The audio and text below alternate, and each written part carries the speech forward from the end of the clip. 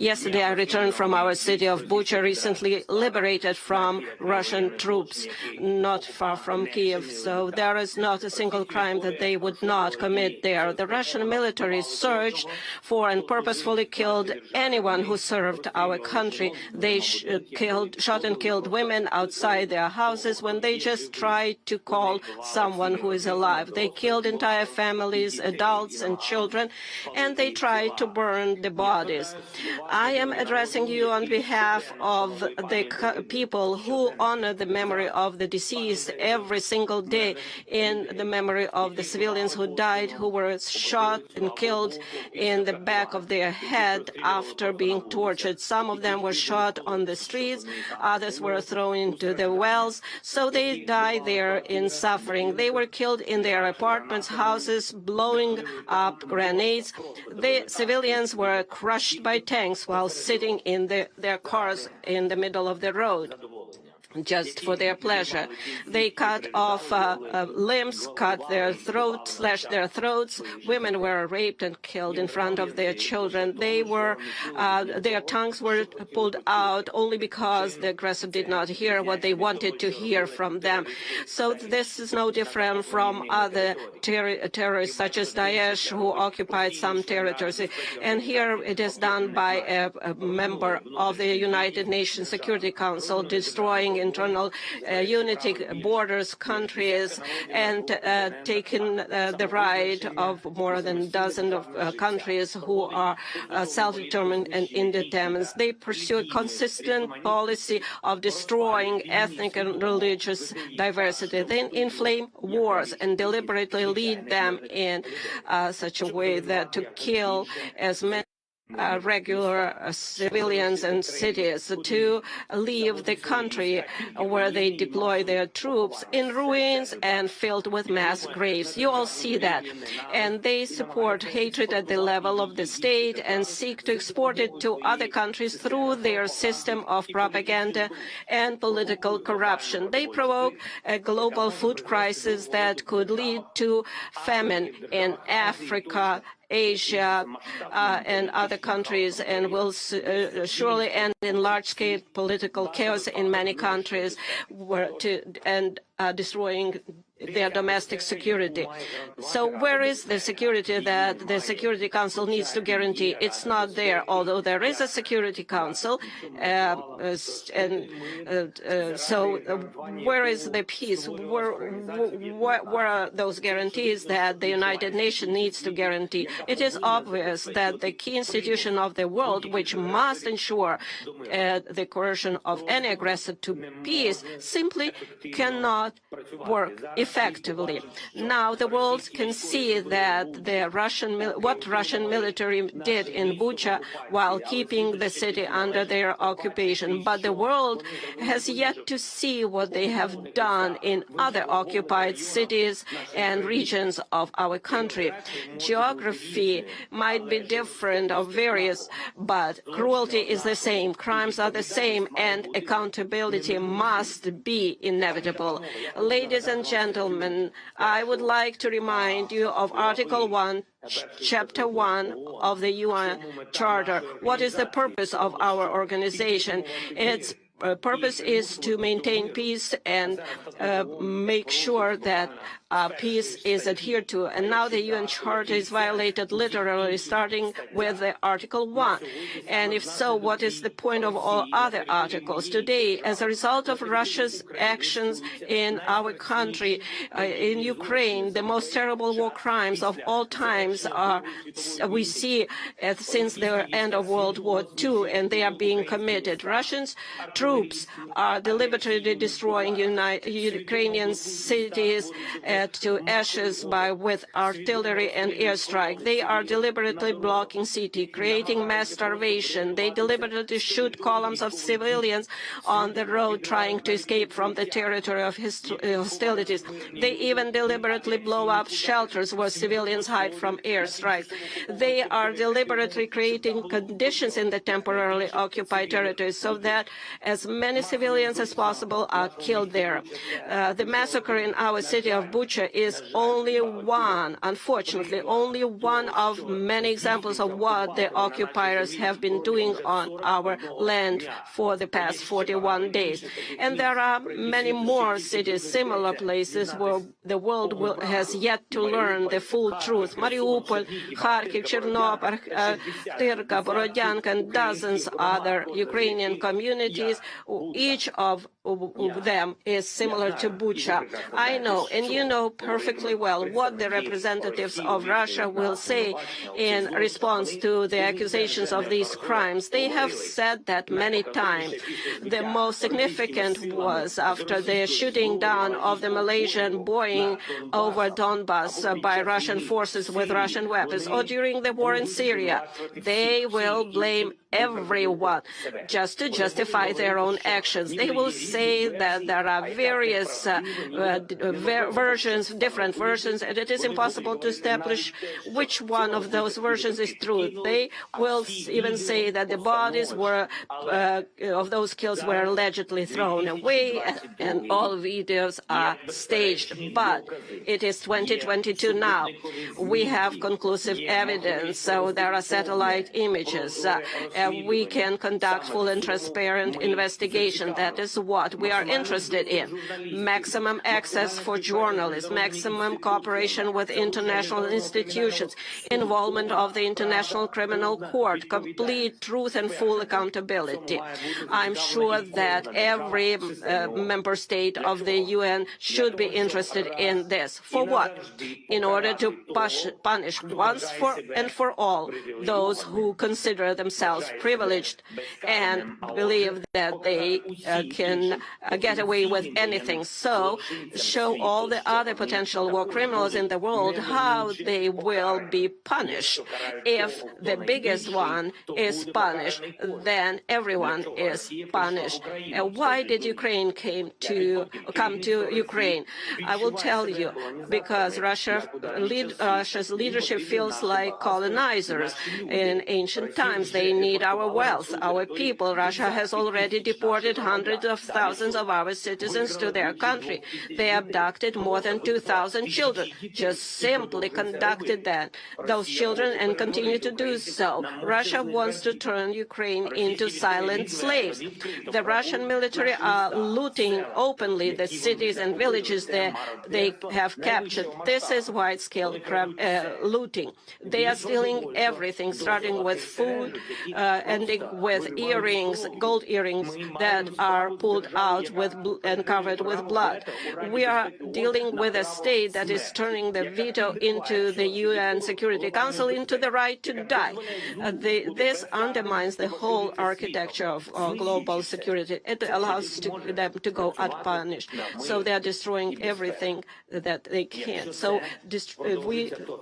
if this continues, the countries will rely only on the power of their own arms to ensure their security, and not on international law, not rely on international institutions.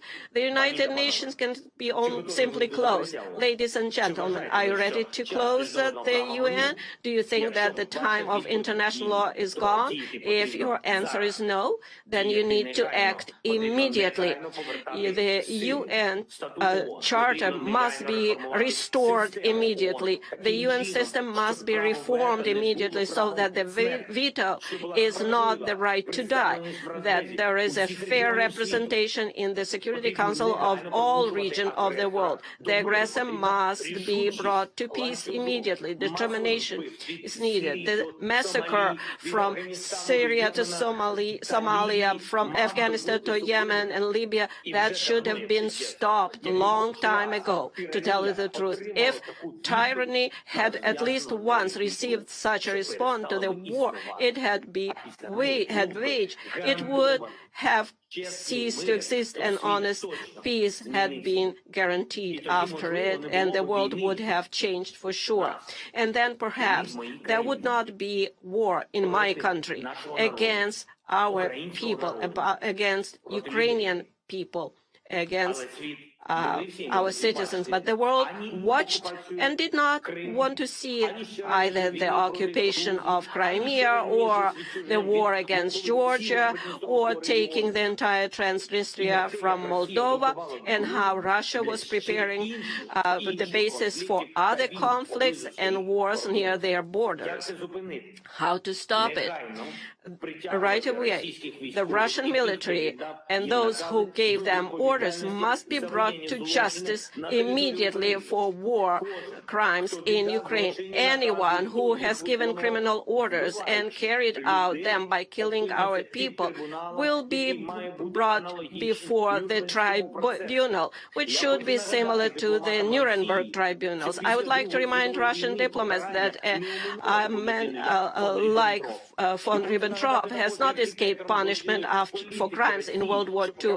I would also like to remind you that Adolf Eichmann also did not go unpunished. Nobody of them escaped the punishment. But the main thing is today it's time to transform the system, the United Nations. So therefore, I propose to convene a global conference, and we can do it here in peaceful Kyiv in order to determine how we are going to reform the world security system, how we will rely, how do we establish guarantee of recognition of borders and integrity of states and countries, how we will assert the rule of international law.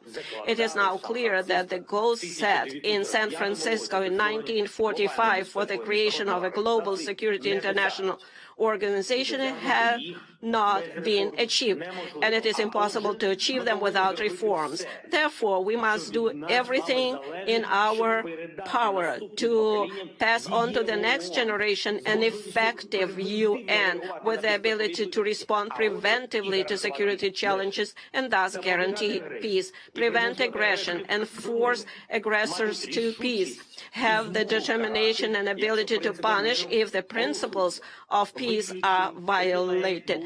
There can be no more exceptions or privileges. Everybody must be equal. All participants of international relations, regardless of economic strength, geographical area, and individual ambitions. The power of peace must become dominant. The power of justice and the security power, as humanity has always dreamed of it. Ukraine is ready to provide a platform for one of the main offices of the newly updated security system, as similar to the Geneva office that deals with human rights, the Nairobi office that deals with environmental protection, and in Kyiv we can have U24 office that can specialize in preventive measures to maintain peace. I would like to remind you of our peaceful mission in Afghanistan. When we, Ukrainians, evacuated from that country more than 1,000 people from at our own expense. It was a very difficult phase, and Ukraine came to their help. We took in people of different nationalities, ethnic groups, different faiths, Afghan citizens of European countries, U.S., Canada. We did not look who needed help. Was it one of our own or somebody else? We helped all of them. We saved everyone. If every time there was a need, everyone in the world would be confident that help would come, the world would be definitely safer. Therefore, Ukraine has the moral right to propose a reform of the world security system. We have proven that we helped others not only happy time, but in dark times too. And now we need decisions from the Security Council for peace in Ukraine. If you do not know how to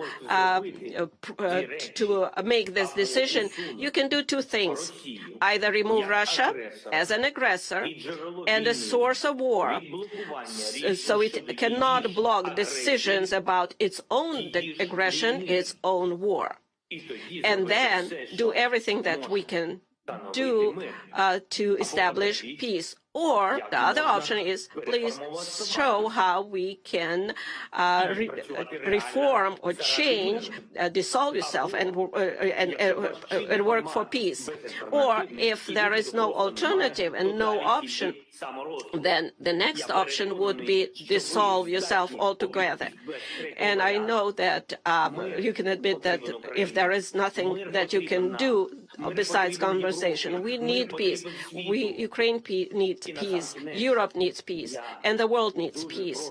And finally, I would kindly ask you very much to watch this short video. Please give us 1 more minute of your time, the video that we want to show that one country can violate rights, and that's the result of being unpunished. If possible, please watch this video, because it is impossible to get everyone to come to our country and see it with your own eyes. Therefore, I would ask you to watch this video. Thank you very much.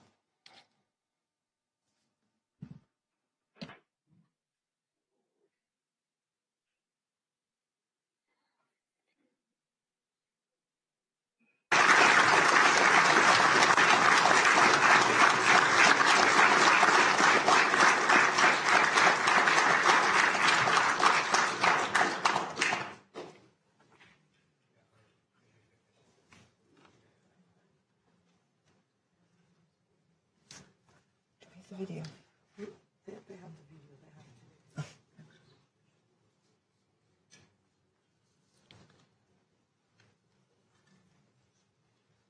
I'm not sure. The video, is it just coming?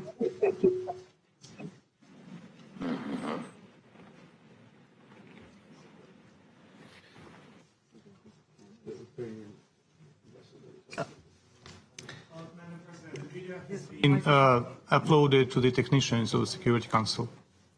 So they have it in their possession. We will sort that one out. Technically, we don't have the video.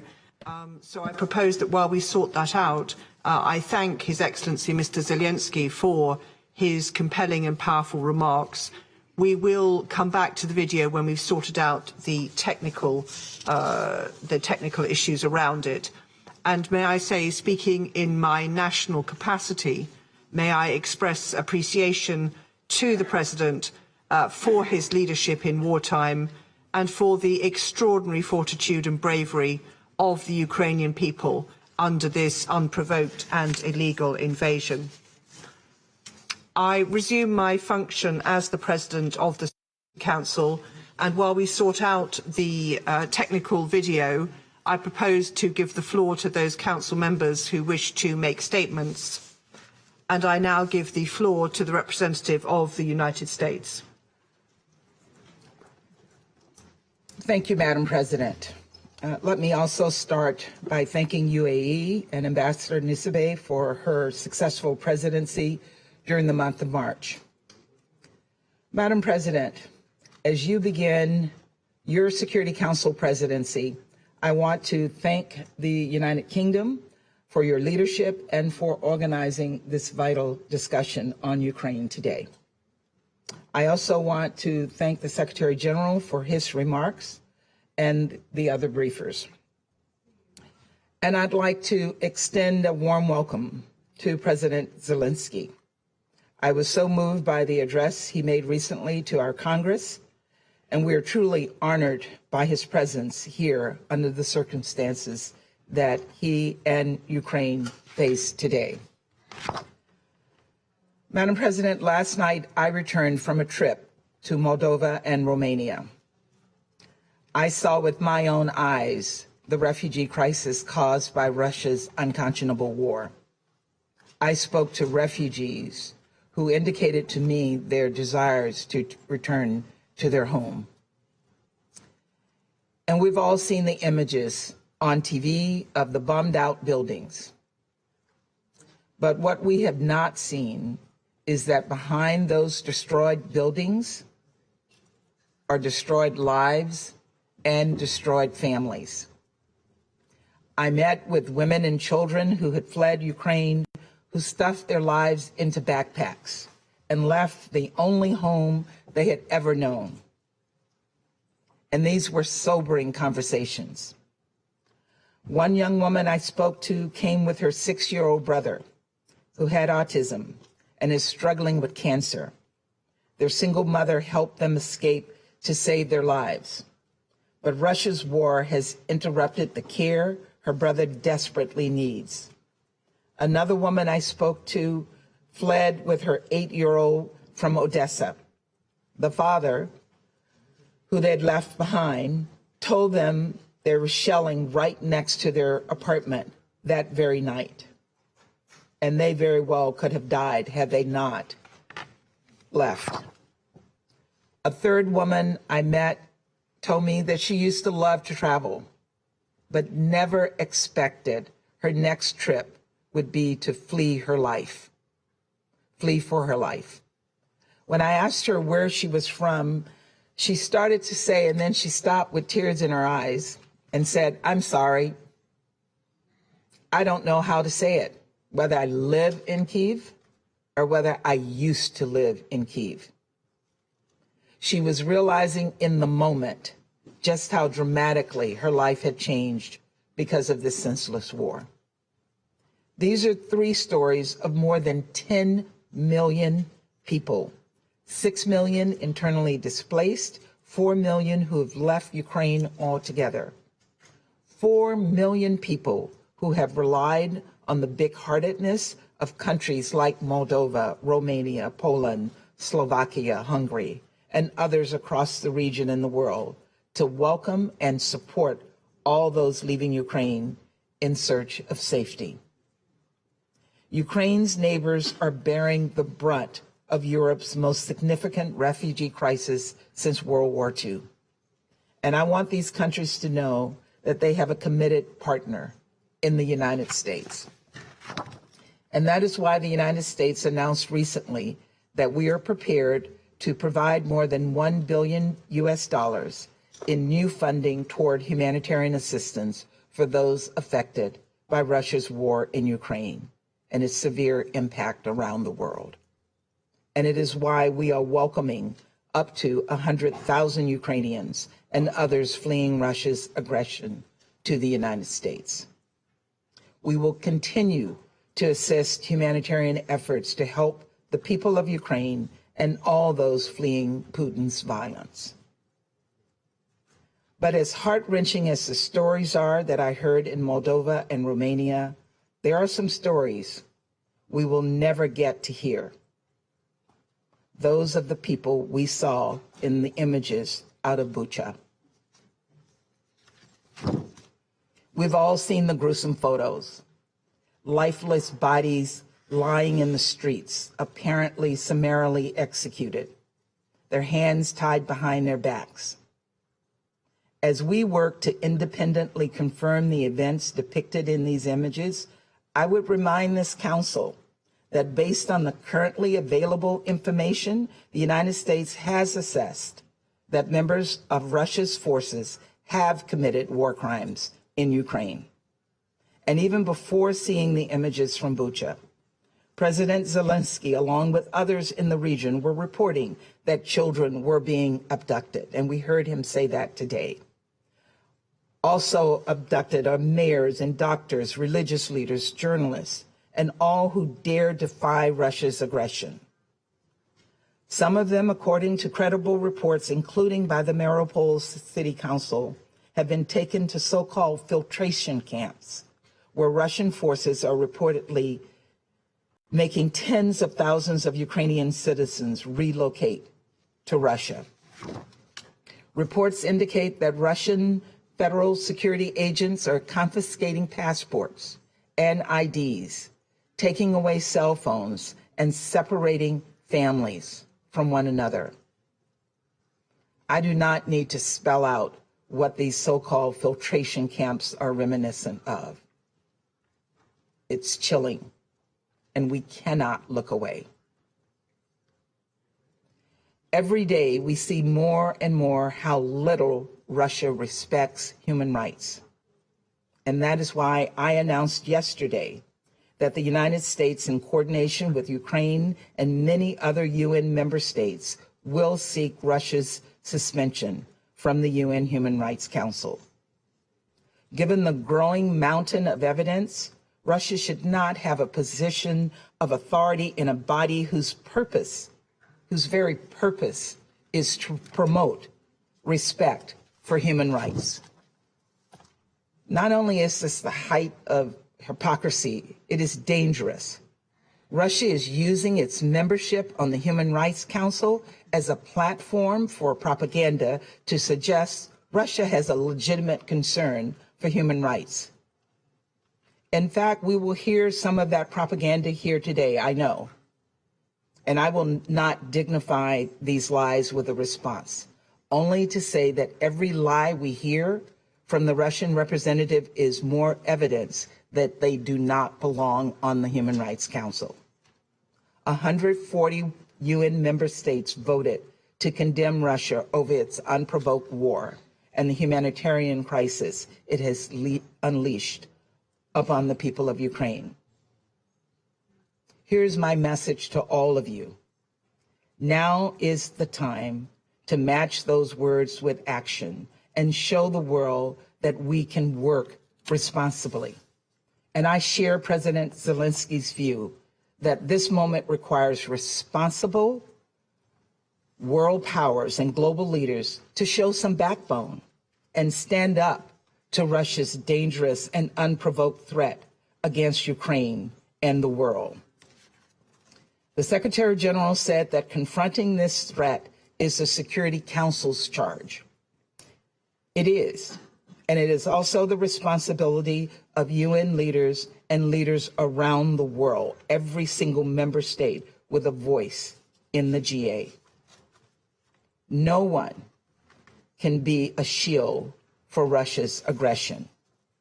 Suspending Russia from the Human Rights Council is something we collectively have the power to do in the General Assembly. Our votes can make a real difference. Russia's participation on the Human Rights Council hurts the Council's credibility. It undermines the entire UN, and it is just plain wrong. Let us come together to do what is right and do right by the Ukrainian people. Let us take this step to help them to start to rebuild their lives. And let us match the courage of President Zelensky, who we are so honored to have with us today. President Zelensky, I want you to know that we stand with the people of Ukraine as you face down this brutal attack on your sovereignty, on your democracy, and on your freedom. Thank you. I thank the representative of the United States for her statement, and I give the floor to the representative of Albania. Thank you, Madam President. Let me thank Ambassador Nusibe for having steered our work during the month of March and wish the UK and you, Madam President, us in our common work during this month. Albania welcomes President Zelensky's presence to this meeting. His remarks are painful, and his account on what Ukraine is experiencing under Russian occupation is revolting. We stand by you, Mr. President, by your compatriots, all Ukrainians, for their heroic resistance, for their resilience that the entire world is admiring. You are not alone. You have the world on your side, because it's the side of the right, of the just, and as we hope, of victory. Slava Ukraini. Madam President, let me thank SG Guterres for his, again, very clear and powerful remarks. I also thank USG DiCarlo and Griffiths for their updates. This is the 14th meeting of the Security Council on Ukraine since the 31st of January, while the war of aggression has entered the second month. Let's establish a few basic yet meaningful facts. Russia has stalled and its imperial dreams are nowhere. Taking Ukraine finally proved impossible. Kiev was too hard to swallow. Russian army is in disarray, but it has not stopped shelling and bombardments. But all this is not new, and all this is not news. The real news that has horrified the world is what Russia is leaving behind. The unspeakable horrors, those soul-crushing images in areas from which Russia is withdrawing. Images of civilians executed with a bullet in the neck, sometimes with their hands tied behind their backs or shot dead in their bicycles. Images of mass graves overflowing with corpses. Images of carnage and devastation, including looted homes, rape, and sexual violence, acts usually attributed only to thugs. They spring from the same cruel impulses as the bombardment of cities, homes, hospitals, schools, and kindergartens by the Russian forces. Bucha is an open-air graveyard, the notorious facelift of the Russian aggression. Madam President, we have heard time and again, it is not Russia. Yes, but no. It will be hard, actually impossible, to convince anyone that the destroyed tanks that clatter the roads, the mines and booby traps left behind amid the wreckage, and the bodies of civilians killed by arbitrary executions and laying in the streets amidst debris are staged scenes for propaganda. Who would believe that Russia aggressed Ukraine simply to protect civilians, while Ukraine is busy staging horror movies? You may muzzle media back home, but you cannot fool satellite images. You cannot blind independent reporters and human rights NGOs on the ground. Waiting for Russia to accept and tell the truth is waiting for Godot to arrive, and he never does. These are facts, hard and sickening proof of the atrocities committed, the ugly face of this madness. Such crimes, as documented by Human Rights Watch and verified by independent and respected professional reporters, those who are banned for the Russians call for answers, call for thorough investigation, for effective accountability, for justice. Prime Minister Rama called these crimes a terrible pain and a horrible shame. Russia has an international obligation to abide by international humanitarian law, the laws of war, including the Geneva Conventions of 1949 and its first additional protocol. Russia has an obligation to abide by the order of ICJ to immediately halt its military activity in Ukraine. But unfortunately, Russia has made another choice, not to respect any of it, and has cancelled itself from international law. But the law will pursue it. Russian army and its commanders cannot escape accountability. The name of the butcher of Mariupol, a criminal that has reduced an entire city to ashes and has made its citizens go from 3 meals a day to barely 3 meals a week, is engraved in the ruins of the city. This is why we will support the call to suspend Russia's participation in the Human Rights Council. The UNGA resolution that created the Council stipulates that, and I quote, members of the Council will respect the highest standards in the promotion and protection of human rights. As we see, Russia's standards are nose-eating, and its presence there is a farce, a desecration of the place that is called to be the sanctuary of rights. Dear colleagues, Russia has announced that it will now shift its focus on eastern Ukraine. This means that it will concentrate its brutality there in what may end up becoming a war of attrition. Russia has blocked the renewal of the OSCE International Observer Mission in Ukraine. This denies the international community the independent eyes it needs there. This anticipates, sadly, more war, further atrocities, other crimes, even more humanitarian disasters. This war continues to particularly affect women and children. Millions have been displaced, many of them alone, in search of safety and security. It is heartbreaking to see mothers write names and addresses in the back of their children so that they are recognized in case they end up being orphans. We welcome the efforts of OCHA and its partners to deliver assistance in support of the people in Ukraine and the millions of refugees in neighboring countries. Madam President, let me end with this note. Rarely has the outcome of a war been so disastrously the complete opposite of what it wanted to achieve. Russia's army has been defeated by the outgunned and outnumbered Ukrainian resistance. Russia is isolated like never in its history. It has become the world's most sanctioned country in history. No country has ever seen itself transform in a matter of only 10 days from a global player into a financial and international pariah, to the point that it is obliged to find comfort in the support from North Korea and Syria. Dear colleagues, this aggression and its startling defeat have once and for all separated the fates of Ukrainians and Russians, because the case of Ukraine is also the cause of democracy against tyranny and kleptocracy. It is a fight between the will of the people against the vicious will of one, whose reckless actions have challenged everything we stand for, and who is directly responsible for the economic disruption and food insecurity which is affecting the entire world.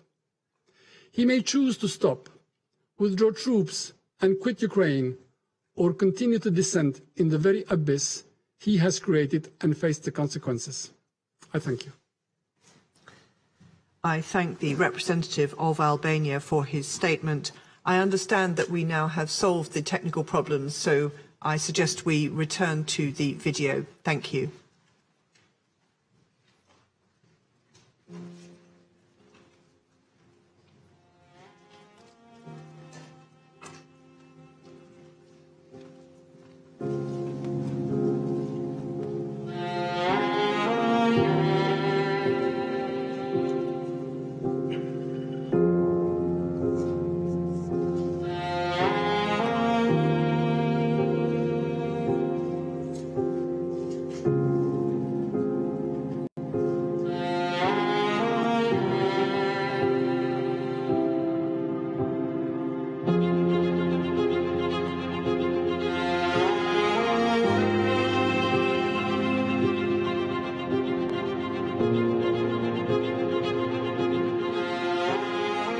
We're going to dip out of that UN Security Council meeting, that video there by the Ukrainian representatives, a rather graphic one, so we'll leave it there. But just to if you are just joining us on France 24, just to catch you up with what we've been listening to for the last 45 minutes or so, that was a live session of the UN Security Council. Several diplomats speaking there. We heard, of course, from the Ukrainian President, Volodymyr Zelensky, speaking via video link. He gave a typically impassioned speech. We also heard from the US representative to the United Nations, Linda Thomas-Greenfield, and a growing call there from diplomats in the room to kick Russia out of the UN Human Rights Council.